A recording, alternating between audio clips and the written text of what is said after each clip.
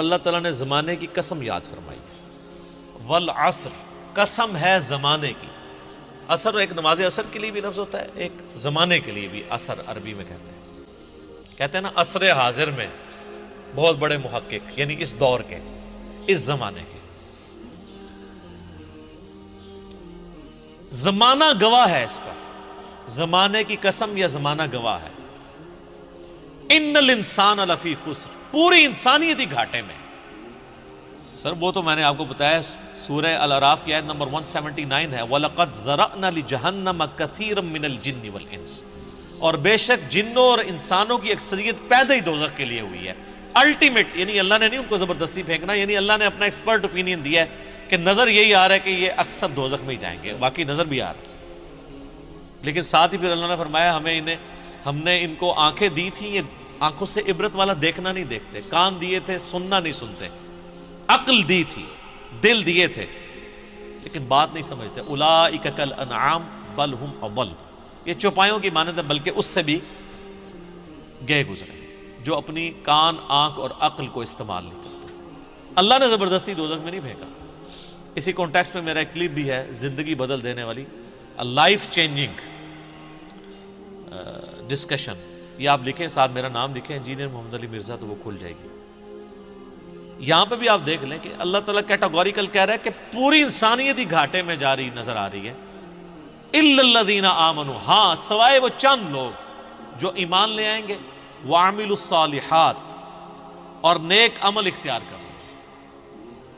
یہ دو شرائط تو پھر بھی کمفرٹیبلی انسان اڈاپٹ کر لیتا ہے دنیا کے ہر معاشرے کے۔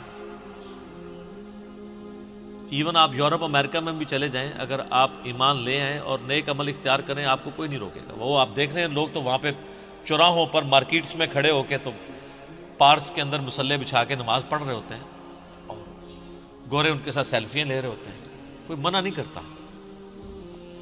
لیکن اصل مسئلہ ہے اگلا، وَتَوَاصَوْا بِالْحَقِّ، صرف اپنی نمازیں نہیں سیدھی کی، انہوں نے حق بات کی، جو جو سچائی دیکھی اس کی وصیت کرنی شروع کر دی لوگوں کو۔ بڑا مشکل کام ہے، ٹروتھ لور ہونا بڑا مشکل ہے۔ صرف تو سچائی سے محبت ہر بندے کو ہوتی ہے، لیکن سسٹم کو للکار کے لوگوں کو سچی بات بتانا کہ لوگوں دوزخ میں جا رہے ہو، بچ جاؤ۔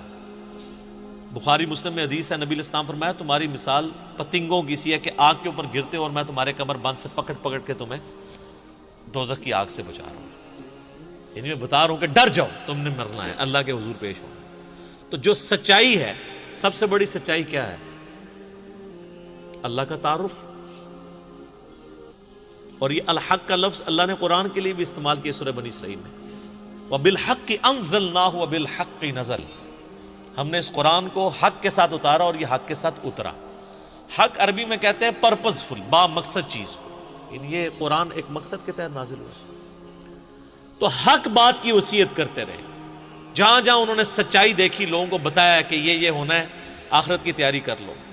کہیں ظلم کے خلاف کھڑا ہونا پڑا ہے سچائی کے ساتھ، تو کھڑے ہوئے، یہ نہیں دیکھا میری تعداد کتنی ہے۔ حسین ابن علی ایک رول ماڈل ہے نا امت میں، سچائی کے لیے کھڑے ہوئے۔ اور جب آپ حق بات کریں گے، اس کا الٹیمیٹ نتیجہ یہ ہے کہ آپ کو مار پڑے گی۔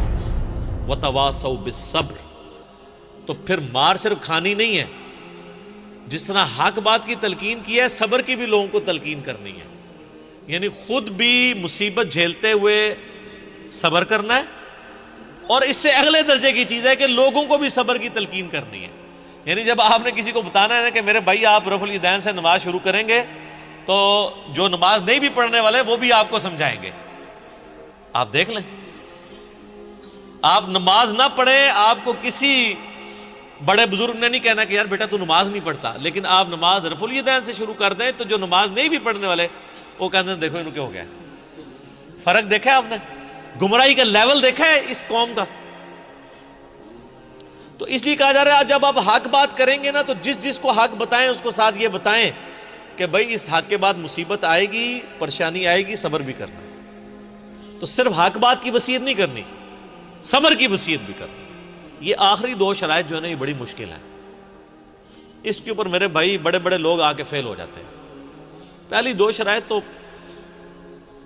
آپ کسی چوک میں کھڑے ہو کے کہنا جی میں نے آج رات کو کھڑے ہو کے اتنے نوافل پڑھے ہیں، لوگ کہیں گے جی ماشاءاللہ بہت اچھی بات ہے، لیکن اسی چوک میں آپ کھڑے ہو کے کہیں کہ یہ جو تماشا تم لوگوں نے یہاں لگایا ہوا ہے اندر سے میں نے نہیں ہونے دینا،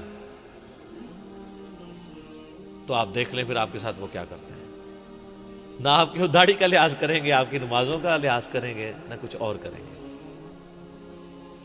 فوراً آپ کو مارنے کے درپے ہو جائیں گے۔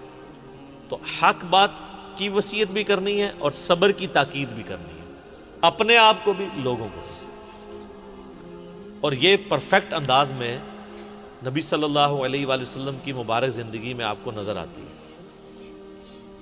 صحابہ کرام کو آپ نے ٹرینڈ کیا تھا تمام حالات و واقعات کے لیے۔ باقی سورۃ العصر کے اوپر ڈیٹیل لیکچر اگر کسی نے دیکھنے ہیں نا جی، ڈاکٹر اسرار صاحب نے جو ہے نا وہ ایک ان کی ویڈیو ہے نجات کی راہ کے نام سے، اس پہ سورۃ العصر پہ بڑا ڈیٹیل ان کا لیکچر ہے، وہ آپ ضرور دیکھیں۔ اس صورت پہ تو آپ جتنا بھی بولیں وہ کم ہے، باقی میں نے بنیادی طور پہ جو 4 شرائط تھی انسانیت کی کامیابی کی وہ بتا دی ہیں۔